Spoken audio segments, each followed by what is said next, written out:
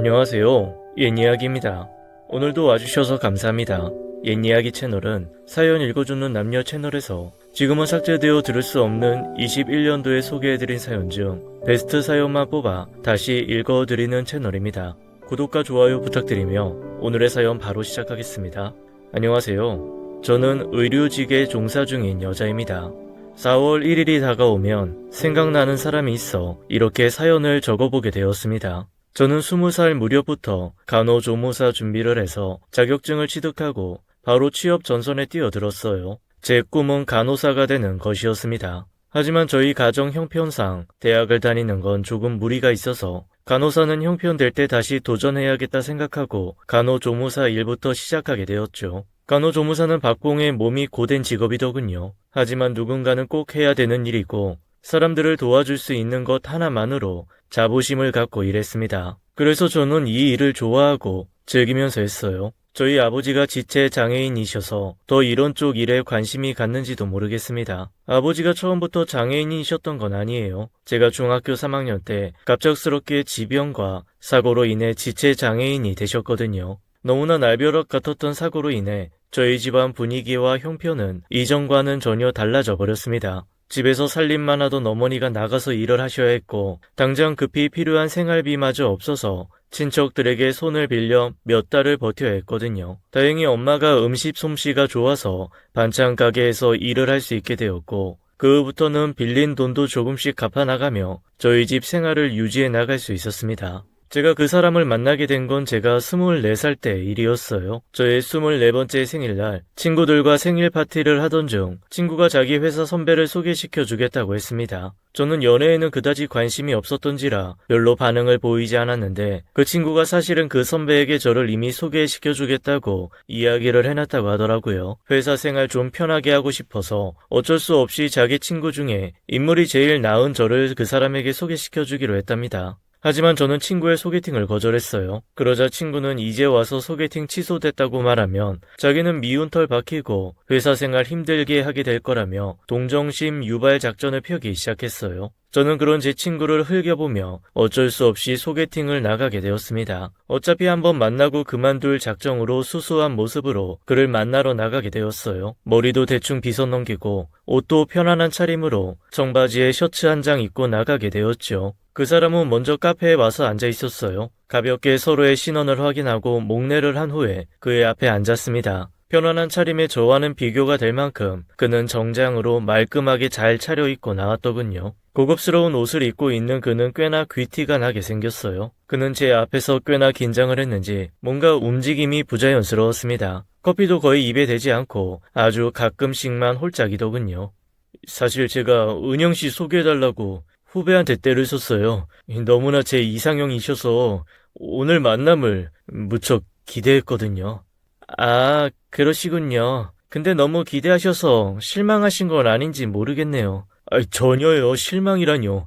당치도 않은 말씀을. 제 기대보다 훨씬 아름다우시네요. 좋게 봐주시니 감사네요.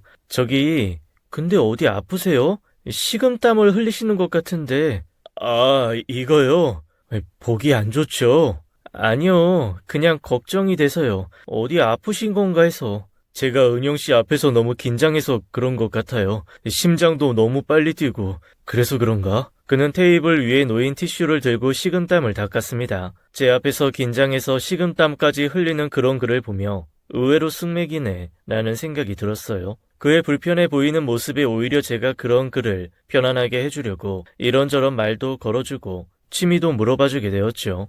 아마도 이건 평소 환자를 편안하게 해주려고 친절하게 대하는 저의 투철한 직업의식 때문이었는지도 모르겠습니다. 그런 제 노력 덕분에 그는 점점 편안함을 찾아가더군요. 그러다 그와의 공통 관심사를 찾게 되었어요. 그건 바로 영화였습니다. 특히 스릴러물의 영화를 좋아하는 저는 그와 스릴러 영화 이야기로 1시간을 넘게 이야기 나누게 되었어요. 워낙 재미있게 본 영화여서 그런지 등장 인물들의 대사와 의미를 찾고 어느 장면이 명장면이었는지 얘기 나누다 보니 서로가 좀 더 친해진 것처럼 편해지는 걸 느꼈죠. 그 사람도 그 이야기 이후로는 식은땀도 안 흘리고 어색해하던 미소도 자연스럽게 바뀌어 가더군요. 그 사람은 미소가 참 예쁜 사람이었어요. 참 보면 볼수록 매력이 느껴지는 남자였습니다. 그런데 다음날 제게 소개팅을 주선했던 친구에게서 연락이 왔습니다. 은영아, 그 선배 어제 사고가 났어. 너랑 헤어지고 집에 가는 길에 어디에 정신이 팔렸는지 횡단보도 불 바뀐 줄도 모르고 빨간불에 건너려다가 차에 치였다더라. 뭐? 많이 다치신 거야? 나도 아직 못 봤어. 오늘 퇴근하면서 병문안 가보려고. 혹시 너도 같이 갈래? 그래, 알았어. 나 만나고 집에 들어가려다가 다쳤는데 가봐야지. 저는 그의 병문안을 가게 되었고 침대에 누워있는 그를 만나게 되었어요. 그는 저의 방문에 기뻐했고 저는 병문안을 몇 번 더 가게 되면서 그와는 자연스럽게 가까워지게 되었어요. 다쳐서 누워있는 그를 보고 동정심이 들어 그에게 더 잘해주었던 것 같네요. 연애를 하며 알게 된 사실은 그 남자는 무척 부유한 인생을 살아온 귀공자였다는 거였어요. 한강변이 보이는 고급 아파트에 늘 좋은 옷에 좋은 음식을 먹고 사는 그는 저와는 다른 세상 속 사람 같았습니다. 그와 연애하면서 비싼 레스토랑에서 식사하고 외제차를 타고 집에 바래다 준 후에 제가 살고 있는 집으로 들어가면 신데렐라의 마법이 끝나고 다시 현실로 돌아오는 것 같은 기분이었어요. 너무 비교되는 집안 때문에 저도 모르게 짐짓 마음속으로 걱정을 안고 살았습니다. 이 남자와 결혼은 할 수 있을런지, 과연 이런 집안 시부모님들은 나를 곱게 받아줄런지, 이런 복잡한 생각을 하며 지내다 보니 어느새 우리가 사귄 지 1년이 넘어 있었어요. 그러던 어느 날 그의 프로포즈를 받게 되었습니다. 제가 혼전 임신을 하기도 했고 임신하기 전부터 그 사람이 결혼하고 싶다는 말을 입에 달고 살았거든요. 저도 그와 결혼하는 것에 찬성이었고 우리는 양가 어른들께 결혼하겠다는 소식을 전해드리고는 인사를 가게 되었어요. 먼저 저희 집에 인사를 가게 되었고 남자친구는 저희 아버지와 어머니를 처음 뵙게 되었습니다. 저희 엄마는 음식 솜씨를 발휘해 맛있는 갈비찜과 반찬들을 준비해 주시고 한상 거하게 차려서 남자친구를 대접해 주었어요. 엄마와 아빠는 모두 제 남자친구를 마음에 들어 했습니다. 다만 남자친구네 집과 우리 집안 차이가 많이 나니 하나뿐인 딸 자식이 못난 부모 때문에 기도 못 펴고 살까봐 걱정하시는 부분이 있었어요. 우리 은영이가 이 부모 복은 없어도 남편 복은 있는가 보네. 자네가 우리 은영이 좀 잘 챙겨주게. 얘가 우리 딸이라서가 아니라 정말 마음씨도 착하고 좋은 애야. 그럼요, 아버님. 걱정 마세요. 제가 데려가서 고생 안 시키고 잘 살겠습니다. 그래, 고맙네. 우린 자네만 믿겠네. 그렇게 인사가 치러지고 저도 예비씨 댁에 인사를 가게 되었습니다. 안녕하세요. 김은영이라고 합니다. 처음 뵌 예비 시어머니께 제 소개를 하고 인사를 드렸는데 그 반응이 너무 차가워 짐짓 놀랐어요. 고개짓으로 앉으라는 말을 대신하고는 저를 소파에 앉게 했습니다. 남편은 시어머니의 눈치를 봐가며 저를 소파에 데리고 가서 앉혔어요. 예비 시어머니도 앉으시고는 저에게 처음으로 말을 거셨습니다. 듣던 대로 아주 미인이네. 이세 얼굴 걱정은 안 해도 되겠어. 나는 원래 우리 아들 아직은 결혼시킬 생각이 없는데 저 녀석이 너한테 푹 빠져서는 엄마 말도 안 듣고 결혼시켜달라고 조르니 결혼을 안 시킬래 안 시킬 수가 없네. 게다가 애까지 가졌으니. 죄송합니다. 저는 결혼 전 임신한 것이 부끄럽고 죄송스러워 죄송하다고 말하게 되었습니다. 임신만 아니었으면 이 결혼 허락도 안 했어. 혹시 일부러 임신한 건 아니니? 엄마, 그렇게 말하면 은영이가 뭐가 돼? 내가 뭐 틀린 말 했니? 결혼도 안 한 처자가 임신부터 덜컥했으면 이런 말 들어도 싸지. 안 그래? 엄마 제발 좀. 임신 문제는 내 탓도 있는 거잖아. 그걸 왜 이 사람 탓으로 몰아가. 됐고 앉아서 밥이나 먹자. 저는 죄인 취급을 받으며 남자친구 손에 이끌려 식탁에 앉게 되었어요. 으리으리하고 빛과 번쩍한 집과는 다르게 식탁 위에 차려진 음식은 너무나 평범한 것들이었습니다. 묵국에 김과 김치, 그리고 장조림 한 접시. 정말 이게 다였어요. 평소에 먹던 찬을 꺼내어 내어주신 거였죠. 저희 집이 많이 기울다 보니 이런 대접을 받는구나 싶어 속이 무척 상하더군요. 그래도 차려준 정성을 생각해 맛있게 먹으려 노력했어요. 예비 시어머니는 식사하시며 이것저것 물으시는데 대부분의 질문이 저희 집 집안 사정을 파악하고자 하는 물음들이셨어요. 그리고 그날 남자친구의 집을 나와 남자친구 차에서 눈물을 쏟고 말았습니다. 딸의 결혼 인사를 와서 이런 취급을 받았다는 걸 부모님이 아신다면 얼마나 속상해 하실까. 부모님께 죄송하고 혼전 임신을 한 제 자신이 미워서 눈물이 멈추질 않았어요. 그런 제 앞에서 남자친구는 연신 미안하다고 사과를 했어요. 미안해, 은영아. 우리 엄마가 날 너무 애지중지 키워서 그런가 봐. 지금은 이래도 나중에 한가족 되면 결국엔 다 받아들이시고 잘해주실 거야. 저를 안아주는 남자친구의 말만 믿고 결혼을 진행하게 되었어요. 뱃속에 아기도 있으니 이게 최선이라고 생각했으니까요. 그리고 상견례 날이 되었습니다. 저희 아버지를 처음 본 시어머니와 시아버지는 무척 놀란 얼굴로 말씀하셨어요. 아니, 사돈, 몸이 어쩌다 이렇게 되신 거예요? 아, 예. 사정이 좀 있었습니다. 오늘 나오시기 많이 힘드셨겠어요? 아닙니다. 하나뿐인 딸자식 상견례인데 제가 당연히 나와봐야죠. 남자친구 얼굴을 보니 아무래도 저희 아버지 이야기를 시부모님께 하지 않은 듯 했어요. 미리 말씀드리라고 얘기했고 남자친구도 알겠다고 말씀드렸다고 했는데 저에게 거짓말을 한 거였죠. 행여나 이 일로 시댁에서 결혼을 반대할까 싶어서 숨기고서는 상견례를 치르게 된 것입니다. 친정 부모님과 나란히 앉아있는 제게 시어머니는 저에게 계속해서 심부름을 시키셨습니다. 물이 다 떨어졌네. 은영아, 가서 물 좀 한 통 가져와라. 네. 은영아, 밑반찬 좀 더 갖다 달라고 해. 직원 불러서 가져다 달라고 할게요.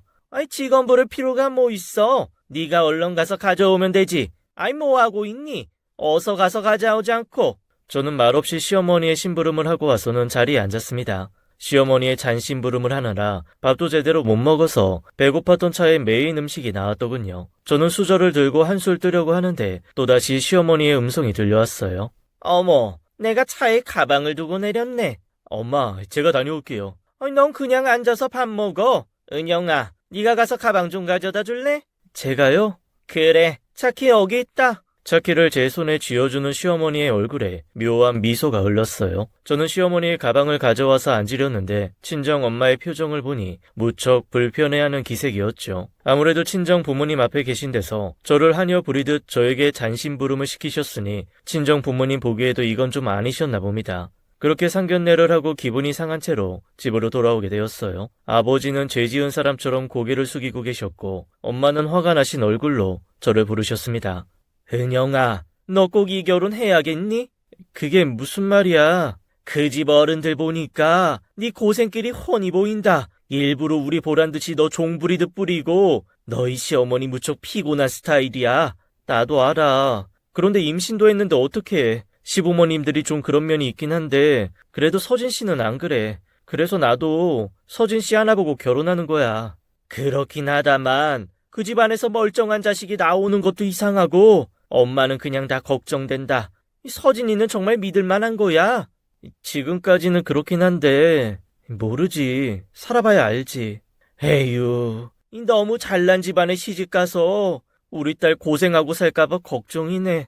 걱정 마, 엄마. 시어른들한테 내가 밉보이지 않게 잘할게.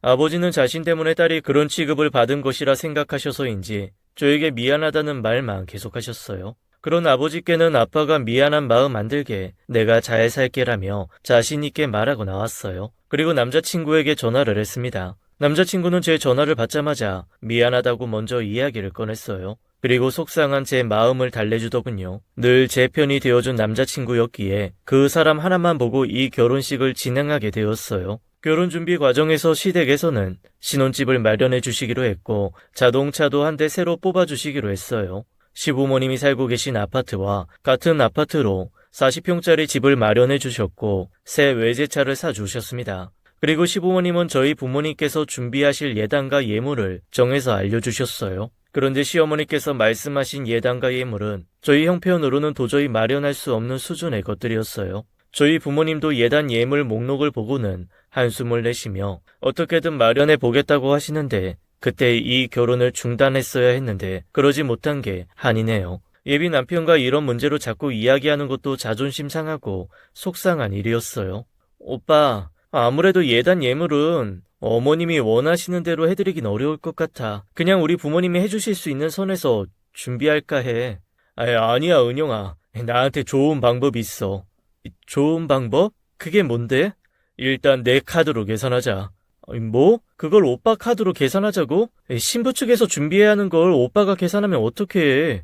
내가 너 좋아서 결혼하자고 조른 건데 이 정도는 내가 해야지. 그리고 결혼하고 나서 우리 둘이 조금씩 갚아나가면 되잖아. 오빠가 나 생각해주는 건 고마운데 아무리 생각해도 그건 좀 아닌 것 같아. 우리 부모님 모르게 하면 되지. 그리고 솔직히 자기네 형편 안 되는데 이런 무리한 걸 요구하는 우리 부모님이 나쁜 거지. 내가 장인 장모님한테 다 죄송하다. 우리 선에서 해결하고 넘어가자. 난 아무래도 마음에 걸려. 은영아, 그냥 오빠만 믿어. 다 잘 될 거야. 제가 그렇게 말렸는데도 불구하고 남편은 본인 카드로 예단과 예물을 준비해서 제 앞에 가져왔더군요. 저는 남편 카드로 예단과 예물을 준비한 것이 마음에 걸렸지만 남편은 별로 개의치 않아 했어요. 결국 찜찜한 마음으로 예단과 예물 문제를 해결한 후에 부모님께는 예단과 예물을 하지 않기로 했다고 대충 둘러대었습니다. 그랬더니 저희 엄마는 이불과 반상기, 은수저라도 꼭 챙겨드리고 싶다며 없는 형편에 좋은 걸로 준비해서 보내주셨죠. 남편과는 무사히 결혼을 했고 행복한 신혼생활을 보내게 되었어요. 하지만 달콤한 시간도 잠시 우려했던 일이 터지고 말았습니다. 제가 일을 하러 나간 동안 시어머니가 저희 집에 오셨더라고요. 집 문을 열고 들어가니 시어머니께서 식탁 의자에 앉아 계셨습니다. 어머니 오셨어요? 그런데 이 시간에 웬일이세요? 너 이리 와서 앉아봐라. 이게 다 뭐니? 어떻게 한 달 카드비가 이렇게 많이 나와? 그게요. 바른 대로 말하지 못해? 결국 저는 예단 예물할 돈이 없어 남편 카드로 계산했다고 이실직고하게 되었어요. 시어머니는 황당해하시며 저를 욕하셨죠. 이 여우 같은 게 우리 아들이 네 지갑이냐? 죄송해요 어머니. 저희 집이 형편이 안 되다 보니. 가난이 자랑이냐? 혹시 너희 부모님이 이렇게 하라고 시키디? 아니에요. 저희 부모님도 모르는 일이세요. 저희 부모님은 예단 예물 안 하시는 줄 알고 이불 반상기, 은수저 준비해서 보내신 거예요. 그까짓 게 얼마나 한다고? 하여간 너희 집 수준하고는 됐고 이따가 서진이 들어오면 전화하라고 해. 그렇게 한 소리 하시고는 돌아가셨어요. 결국 그날 일로 남편은 시어머니께 엄청 깨졌고 시어머니는 남편의 카드 값을 일시불로 모두 갚아주셨습니다. 그리고 저희 부모님께도 전화를 하셔서는 예단과 예물을 신랑 카드로 하는 집이 어디 있냐고 불만을 내비치셨대요. 자기 아들도 잘못이지만 제 잘못도 있다며 자식 교육 운운하시고는 전화를 끊으셨다고 하더군요. 결국 저도 부모님께 혼인하고 다시는 이런 일 없게 하라고 신신당부하셨어요. 정말 양가 부모님들께 죄송하다는 말밖에 드릴 말씀이 없었네요. 그 후로 시어머니는 제게 마음에 안 드는 게 있을 때마다 남편을 못 살게 구니 남편도 점점 정신적으로 피폐해져 갔어요. 남편이 중간에서 힘들어할 때마다 저희 부부 사이도 점점 멀어져감을 느꼈습니다. 게다가 안 그래도 저를 못마땅해 하시던 시어머니는 저를 더 미워하시는 듯 했어요. 그리고 저를 종처럼 부리시며 절 괴롭히는 걸로 못마땅한 마음을 달래는 듯 했습니다. 예를 들어 제가 쉬는 날이면 전화가 오셔서는 시댁으로 오라고 부르시더군요. 그리고는 대청소를 시키신 후 저녁밥을 차리라고 하십니다. 임산부에 대한 배려는 전혀 없으세요. 시어머니 태도는 부당하다고 느꼈지만 안 그래도 남편과 사이가 점점 안 좋아지는 것 같아 차마 시어머니의 명령에 싫다고 말할 수가 없더라고요. 이런 일로 또다시 남편과 트러블 나는 걸 원치 않았기에 시어머니께서 시키는 대로 할 수밖에 없었어요.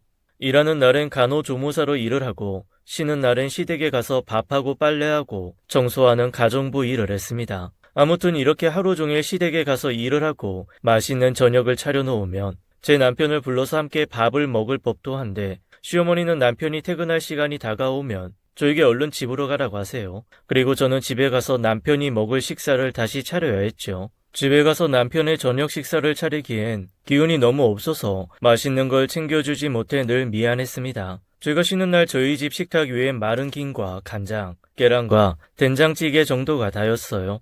남편은 괜찮다고 다 맛있다며 먹어주니 고마울 따름이었어요. 그러던 어느 날, 그날도 어김없이 시댁에 가서 대청소를 하고 있었습니다. 그날은 시어머니께서 커튼을 떼어 발로 밟아 빨라고 시키셔서 욕조에 커튼을 넣고 세제를 풀어 발로 밟아 빨고 있었어요. 땀을 뻘뻘 흘리며 빨래를 하고 있는데 현관 비밀번호 누르는 소리가 들리더니 문이 쾅 닫히는 소리가 나더군요. 저는 시어머니께서 나갔다가 들어오셨나 하고 생각하는데 누군가 갑자기 욕실 문을 벌컥 열었습니다. 그건 다름 아닌 제 남편이었어요. 오빠, 이게 지금 뭐 하는 거야? 오빠가 이 시간에 여기 웬일이야? 너 지금 뭐 하는 거냐고? 아니, 나 커튼 빨고 있잖아. 그러니까 그걸 네가 왜 하냐고? 이게 지금 무슨 소란이야? 엄마가 얘 커튼 빨라고 시키신 거예요? 그래, 내가 시켰어. 왜? 늙은 시어머니가 며느리 좀 시키면 안 되냐? 예, 임산부예요. 임신 초기라 조심해야 할 때인데 이런 애한테 커튼 빨래 시키는 사람이 어딨어요. 엄마 지금까지 살면서 커튼 한 번도 손빨래 하신 적 없으시잖아요. 세탁소에 맡기시는 분이 왜 며느리한테 이런 거 시키시는데요? 아이, 오빠 왜 그래? 화내지 마. 너 결혼할 때 내가 뭐라 그랬어? 너 얘랑 결혼하면 내가 시집살이 혹독하게 시킬 거라고 했지? 그거 알면서도 결혼한 건 너야. 제발 그만 좀 하세요. 이런다고 달라질 거 없어요. 그건 두고 보면 알겠지. 배운 거 없고 돈 한 푼 없는 저런 애가 뭐가 좋다고? 이제 보니 네가 우리 애를 단단히 홀려놨구나. 엄마야말로 악마에 홀리신 거 아니에요? 뭐야 이놈이? 오은영, 거기서 당장 나와! 남편은 화가 잔뜩 나서는 제 발을 수건으로 닦아주고는 집으로 데리고 갔어요. 그리고 그날은 집에 가서 하루 종일 남편의 잔소리를 들어야 했습니다. 시어머니가 시킨다고 종처럼 일하지 말라고요. 싫은 건 싫다고 말하라고요. 남편이 그러더군요. 너가 자꾸 우리 엄마 손에서 놀아나면 내가 너무 힘들어. 너도 이미 눈치챘겠지만 우리 엄마 너랑 결혼하는 거 처음부터 반대했어. 너랑 결혼하면 어떻게든 괴롭히고 제풀에 지쳐 나가 떨어지게 할 거라고 했다고. 그러니까 제발 우리 엄마가 불러도 가지 말고 시킨다고 하지도 마. 너가 그러면 그럴수록 내가 너한테 너무 미안해서 견딜 수가 없어. 남편은 눈에 눈물이 가득 고여서는 집을 나가버렸어요. 시어머니와 잘 지내서 남편의 고충을 덜어주고 싶었는데 제 생각과는 다르게 오히려 남편을 힘들게 한 모양이었어요. 저는 저대로 노력한 거였는데 마음이 너무 아팠습니다. 그 후로는 쉬는 날이면 늘 친정집에 가 있었어요. 그래야 시어머니가 저를 찾아오거나 부르지 않으실 테니까요. 그러면 시어머니는 제게 쥐새끼처럼 잘도 숨었네 라고 문자를 보내오시곤 했는데 그 문자를 보면 소름이 돋곤 했습니다.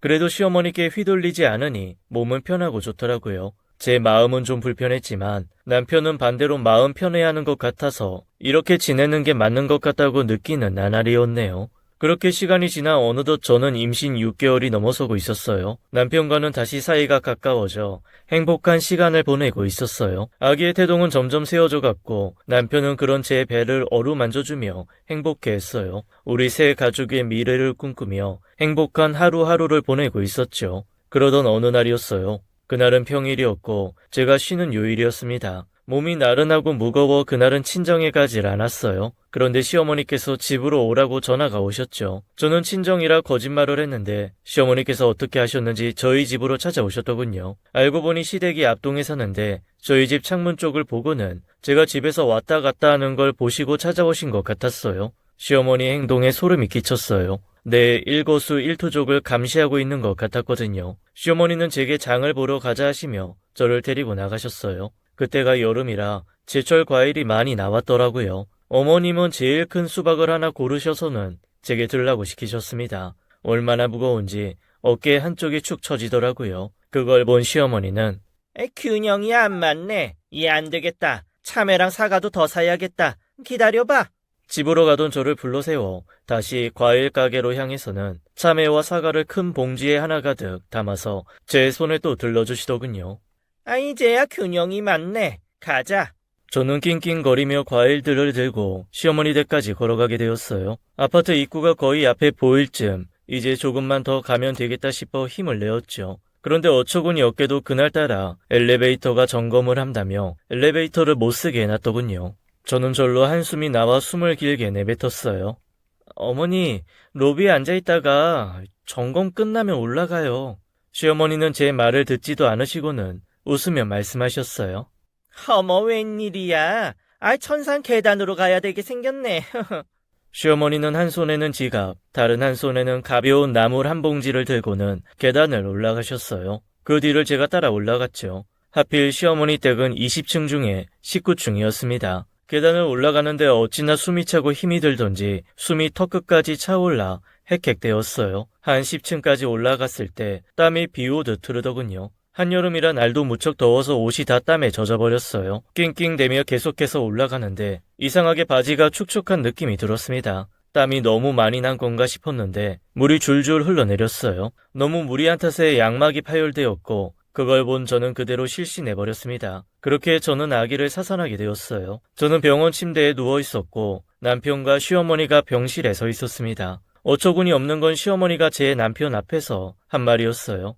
내가 들겠다고 했는데 애가 고집을 피워서 자기가 들겠다고 해서 이 사단을 냈다. 이 홀몸도 아니면서 왜 그리 고집을 피우던지. 어머니, 왜 거짓말을 하세요? 어머님이 시키신 거잖아요. 엘리베이터 점검 중일 때도 점검 끝나고 올라가자고 했잖아요. 아니 얘가 왜 이래? 아니 얘가 실성을 했나? 어머니가 우리 애 죽인 거예요. 어머님이 내 아들 잡은 거라고요. 그 순간 제 눈앞에 번개가 번쩍였고 고개를 들어 올리자 남편의 얼굴이 보였어요. 남편이 제 뺨을 내리친 거였죠. 저는 화끈거리는 제 볼을 감싸지고는 남편을 바라보았습니다. 오빠, 뭘 잘했다고 어른한테 그딴 식으로 얘기해? 네가 애기 하나 못 지켜놓고는 왜 우리 엄마 탓으로 돌려? 이래서 없는 짓 인간들이랑은 엮이는 게 아닌데 뭔 일만 생기면 다 남 탓이지. 뭐? 오빠 지금 무슨 말을 하는 거야? 갑자기 왜 이래? 오빠 지금 제정신 아닌 사람 같아. 제정신이었으면 내가 널 만났겠냐? 우리 이제 그만 헤어지자. 지금까지 애 때문에 책임감으로 버텼는데 이제 책임질 일도 없어졌으니 여기까지만 하자. 아유, 우리 아들이 드디어 정신을 차렸구나. 진작에 이랬으면 얼마나 좋냐. 너무 황당하고 당황스러우면 아무 생각도 안 나고 입도 떨어지질 않더군요. 그저 남편이 한 말만 머릿속을 도돌이펴 찍듯 되뇌어졌어요. 가슴이 너무 아파서 목구멍이 막혀버리는 것 같았고 남편을 노려보는 제 눈에선 눈물이 줄줄 흘러내렸습니다. 남편이 갑자기 왜 저러는 건지 곰곰이 생각해보아도 이해가 가지 않았어요. 내가 아이를 지키지 못한 것에 대한 분노 때문에 이혼을 요구한 것인지 아니면 정말 그동안 혼전 임신 때문에 책임감 하나로 나와 결혼을 한 것이었는지 남편의 속마음을 알 길이 없어 답답했습니다. 결혼 전에는 평생 제 편이 되어줄 것 같았던 사람이었는데 결혼하고 나서부터는 저를 보며 한숨을 자주 내쉬곤 했었습니다. 내가 싫어져서 꼴 보기가 싫어 그런가 생각도 해보았지만 어느 날은 또 결혼 전처럼 제게 무척 따뜻하게 대해주고 나를 사랑하는 게 느껴질 만큼 잘해주곤 했어요. 당최 남편의 마음을 종잡을 수가 없었어요. 특히 카드 사건 이후로 남편의 기분은 자주 오락가락했던 것 같아요. 짜증이 늘었고 저를 차갑게 대하는 것 같다고 느껴질 때도 있었거든요. 결국 수많은 생각 속에서 내린 저의 결론은 남편도 시어머니처럼 내가 미워졌나 보다 라는 거였어요. 그나마 아이 하나 바라보고 살아왔는데 그 아기마저 잃게 되자 결혼을 지속할 이유가 없었던 것이라 생각했어요. 그래서 이혼을 요구한 것 같았어요. 이런 생각에 도달하자 전 너무 충격을 받았습니다. 아이도 없고 사랑도 잃었으니 제가 더 이상 이곳에 남아있을 이유가 없다는 생각이 들었어요. 아이를 잃었는데 남편도 잃게 생겼으니 저의 우울과 스트레스는 극에 달했습니다. 속이 쓰려 아무것도 먹을 수가 없었고 아무것도 먹지 않았는데도 속이 울렁거리고 메스껍기까지 했어요. 아이를 잃고서 산후조리조차 할 수가 없었습니다. 저희 부모님은 무척 속상해하시며 제 남편에게 전화를 걸어 이게 무슨 일이냐고 이제 와서 이혼하겠다는 이유가 뭐냐고 따져 물으셨어요. 남편은 짤막하게 더 이상 같이 살 자신이 없다 는 말만 되풀이했다고 하더군요. 부모님은 제게 소송을 하라고 하셨지만 저는 싫다고 했습니다. 모든 게 다 귀찮고 부질없다 생각됐거든요. 그런데 웃기게도 남편에게 전화가 와서는 제게 위자료 청구 소송을 하라고 했습니다. 그래야 자기 마음이 조금이라도 편할 것 같다면서요. 더 웃긴 건 변호사 비용을 자기가 대신 내주겠다는 거였습니다. 저는 싫다고 했어요. 그런데 남편은 이번에도 자기 멋대로 변호사를 선임해서 제게 연락을 하겠더군요. 마치 카드 사건 때처럼이요. 변호사의 연락을 받으니 화가 치밀어 올랐습니다. 나와 내 부모를 무시하던 시어머니, 나를 안아주지는 못할 망정, 내 뺨을 때린 남편, 복수하고 싶다는 생각이 제 머릿속을 가득 채웠어요. 저는 그 둘을 상대로 위자료 청구 소송을 걸었습니다. 시어머니의 혹독한 시집살이가 인정되어 위자료 2천만 원을 받았고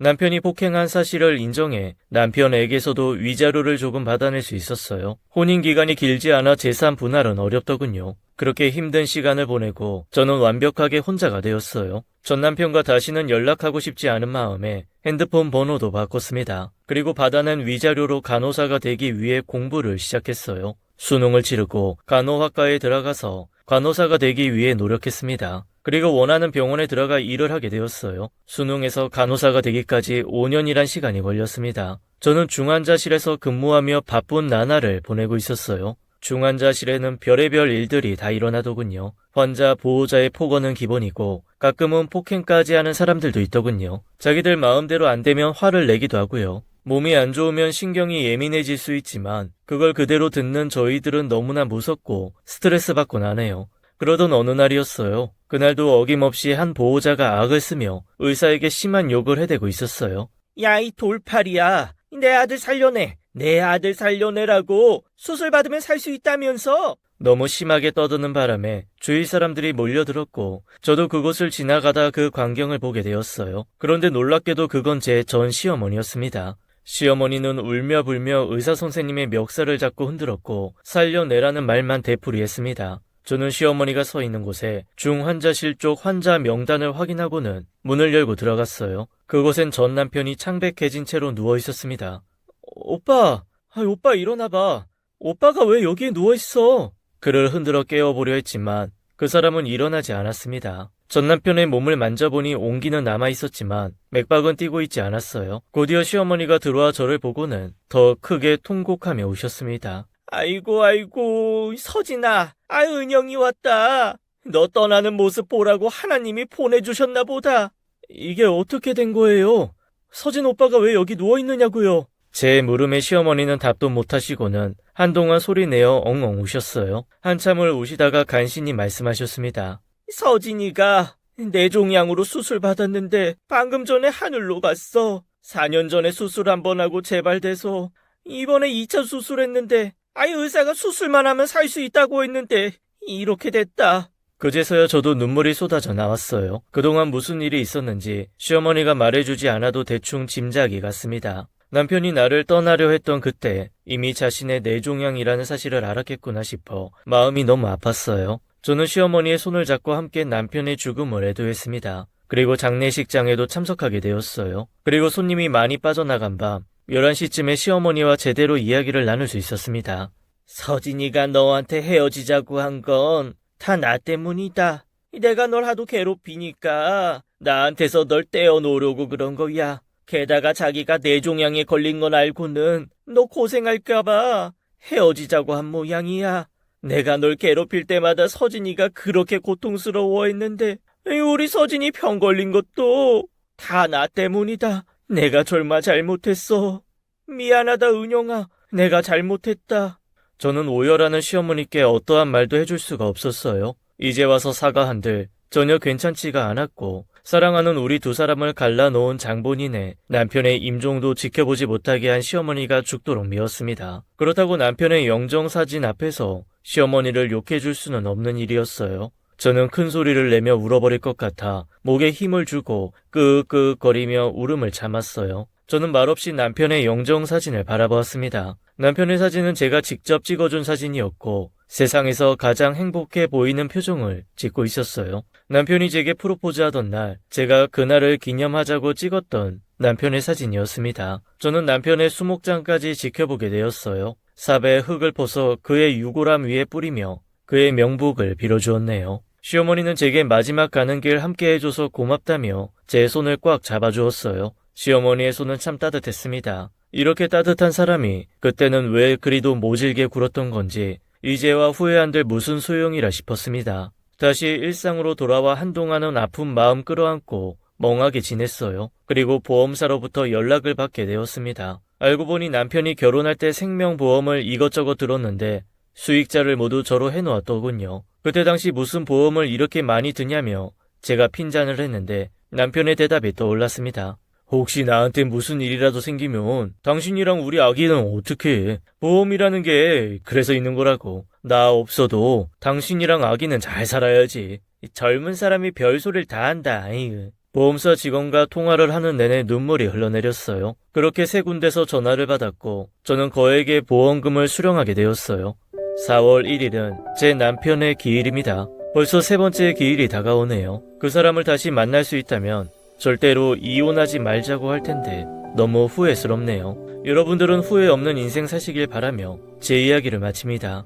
지금까지 옛이야기였습니다. 끝까지 함께 해주신 여러분 감사드리며 저희는 다음 사연으로 돌아올게요. 감사합니다.